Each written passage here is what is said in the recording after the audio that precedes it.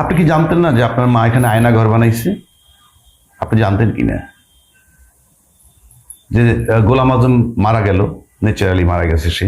গোলাম আজমের ছেলে ব্রিগেডিয়ার আজমির যে আয়না ঘরে ছিল 12-14 বছর যাবো, সেটা আপনারা জানেন না? মীর কাসেমের মৃত্যুদণ্ড হইল আন্তর্জাতিক ট্রাইব্যুনালে, তার ছেলেকে 8 বছর ধরে আয়না ঘরে রাখছে কচু খেতে, কি ডিজেফে আট করবে। আপনি জানতেন না?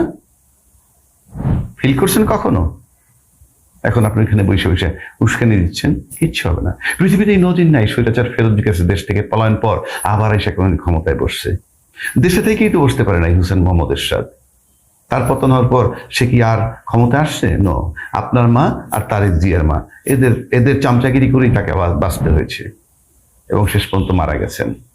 আর তার দল যেটা আছে লেজের বৃত্তি করতেছে। বাংলাদেশের রাজনীতিতে কোনো অস্তিত্ব নাই যাদের। স্বৈরাচার একবার ফেরত আসলে লিখে রাখেন যত পদের কথা কেন, আর কাজ হবে না। আপনারা পুলিশ মেরেছে ছাত্রদেরকে আপনাদের নির্দেশে, আপনারা এখন ওখানে বসে কি বলছেন? আমার মা ছাত্রদেরকে মারতে বলেনি, এটা উৎসাহী পুলিশে মেরেছে এবং এটার দায় দায়িত্ব তাদের। আপনি বুঝতে পারতেছেন কি বলতেছেন? বাংলাদেশের পুলিশ, বাংলাদেশের কেউ আপনাকে রিসিভ করবে?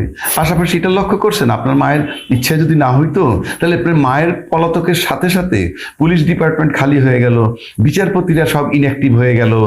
কারণ দুইটা জিনিসই ব্যবহার করছেন আপনার মা খুব সুন্দরভাবে।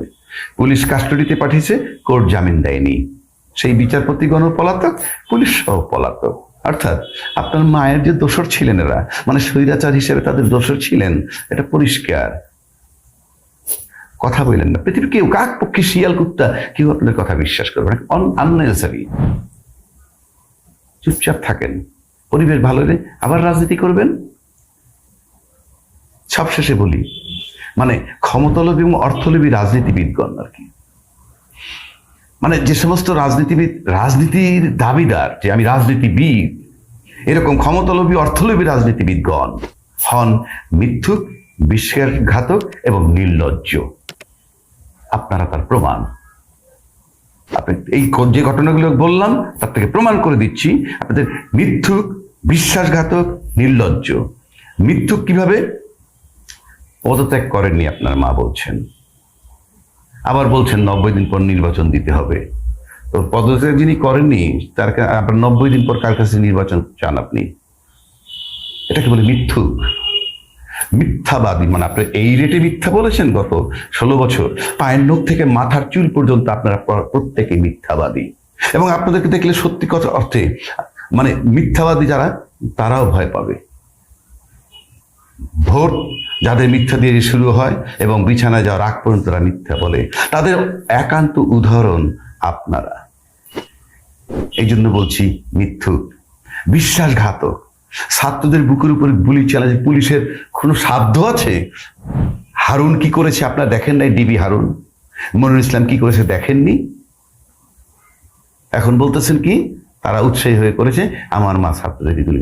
বিশ্বাসঘাতক বলে এদেরকে। আসেন না, এখন আর জনতা লাগবে না, এই পুলিশই আপনাদেরকে অস্থির করে ফেলবে। এটাকে বলে বিশ্বাসঘাতক। আর নির্লজ্জ কাকে বলে জানেন? যেই বিএনপিকে 16 বৎসর যাবৎ বাস দিয়েছেন, এখন বলতেছেন 3 মাস পরে নির্বাচন হবে, প্রয়োজনে বিএনপির সাথে আপনি একত্রিত হয়ে আন্দোলন করবেন, এখনো শখ আছে। আপনি জানেন এখন যেগুলো বলছেন এগুলো আপনি করতে পারবেন না। ধাপ্পাবাজি, মিথ্যাবাজি, ওভারসিজ কিচ্ছু হবে না, কেউ খায় না। কারণ আপনাদের সাথের লোকগুলো, আপনাদের আওয়ামী লীগ যারা করতো, ছাত্রলীগ যারা করতো, তারা আপনাদের সম্পর্কে জানে, বলতে পারেন। এটা হয়তো কেউ বলায় আপনাদের, আমি একেবারে নিশ্চিত করে বলতে পারি কেউ আপনাদেরকে বলায়। কারণ আপনি বলেছিলেন আপনার পরিবার আর রাজনীতি করবে না, আপনার মা খালা চলে আসছে, আর কার কি হবে তা আমরা জানি না, দেখার বিষয় না। তারপর যখন এই কথাগুলো বলেন, আমি নিশ্চিত করে বলছি কেউ আপনাদেরকে দিয়ে বলাচ্ছে কোনো লাভ হবে না। এই জনগণ, আমি নিশ্চিত করে বলে দিচ্ছি, বাংলার মাটিতে আপনাদের পরিবারের অস্তিত্ব আর হবে না। মিথ্যাবাজ, ধোঁকাবাজ, বিশ্বাসঘাতক বলতে যা বোঝায় সবই ছিলেন আপনারা, এবং সেটা করেছেন জনগণের সাথে, প্রশাসনের সাথে, সবকিছুর সাথে। এখন আল্লাহ বিল্লাহ করে নিজেকে শুধরান, দেখেন উপরওয়ালার কাছ থেকে কোনো নিয়ামত পাওয়া যায় কিনা।